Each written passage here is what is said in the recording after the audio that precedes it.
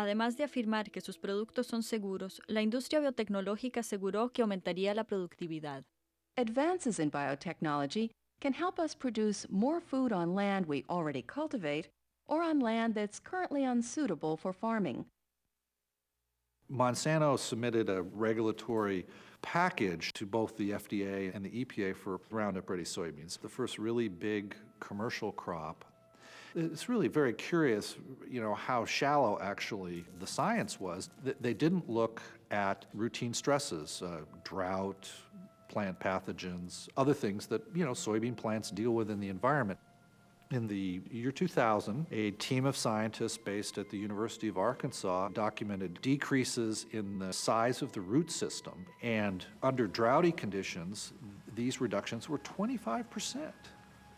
Now that 25% impairment is going to translate into several bushels of lost yield in any part of the world. It's a very big impact. The other gap in the regulatory reviews was that no one bothered to explore the impact of the spraying of Roundup over the top of soybean plants on the capacity of the soybean plant to affix nitrogen, and it's one of the most important environmental benefits of soybeans. It's a legume, like peas, so you don't have to put nitrogen fertilizer in your garden when you're growing peas or soybeans. And we're only now starting to study this because farmers have observed problems in some fields with Roundup Ready soybeans. I mean, they just did terrible and couldn't explain why.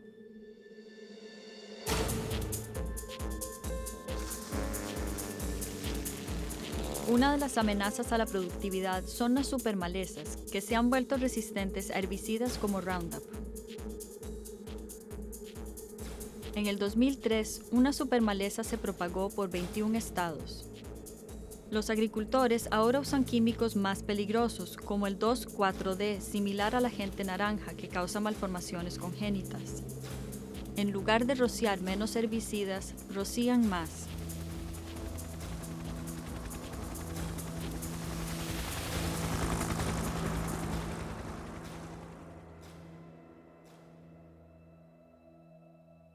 Pero ¿cómo una tecnología tan controvertida logró el visto bueno del gobierno? At the end of the first Bush administration, George Bush's administration, Dan Quayle ran something called the Competitiveness Council. We will ensure that biotech products will receive the same oversight as other products, instead of being hampered by unnecessary regulation. What Quayle's council recommended is that there be no regulation at all for these foods. This outraged FDA scientists. There is voluminous documentation showing that FDA scientists said this food needs to be tested. This food can be toxic. This food can create new allergens. The genetic engineering process, the cell invasion technique that is genetic engineering, can lower nutrition. It can create immune problems in laboratory animals. All these things need to be tested, much less the environmental effects. But Dan Quayle and his council said, no way. We want to be the first in the world to market this food. FDA still said no. So what do? They brought in a deputy commissioner for food policy, a man named Michael Taylor. And Michael Taylor used to work at King & Spalding as Monsanto's senior counsel there. He had written up the industry regulations, which were basically no regulations, and of course, he allowed this no regulation policy to become official U.S. policy in 1992. Monsanto employees and government regulatory agency employees are the same people. And to give you one example, there's countless names on this list, but one that kind of stands out to me, the biggest, is Linda Fisher. Linda Fisher, for the past 7 years, has been an executive vice president for Monsanto Corporation. She is now the deputy administrator for the EPA, also as a deputy administrator under George Bush Sr.'s administration. Prior to that, she was with Monsanto. And prior to that, she was with the EPA. She's been back and forth 3 times. And the list goes on and on like that in Washington.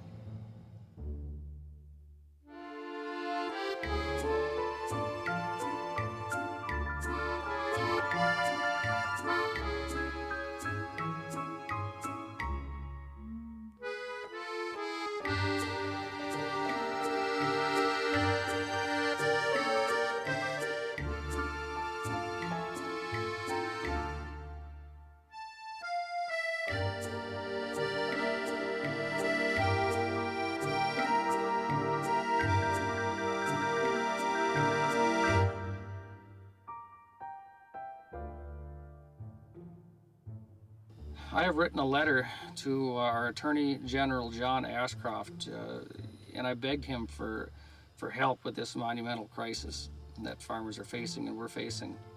His response was that it is not their policy to get involved in private litigation matters.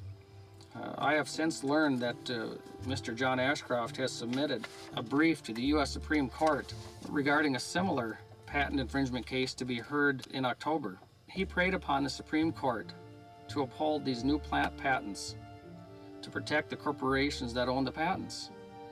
Upon learning this, I also learned that Mr. Ashcroft had received the largest campaign contribution that Monsanto gave any 2000 political candidate in his failed bid for Senate re-election.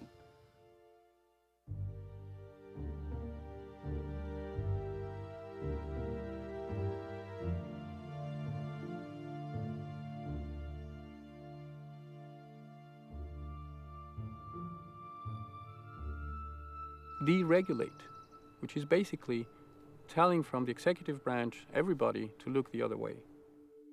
Ahora las empresas mismas hacen las pruebas y reportan sus resultados al gobierno. Es un proceso voluntario. If we started really asking the right questions, we would stop this technology for the next 50 or 100 years. Pero ha ocurrido precisamente lo contrario. En los Estados Unidos, la canola, el maíz, el algodón y la soya genéticamente modificadas, inexistentes en los 80s, se cultivaron en 1.5 millones de hectáreas en 1996. Esa cifra aumentó a 40 millones de hectáreas en el 2003.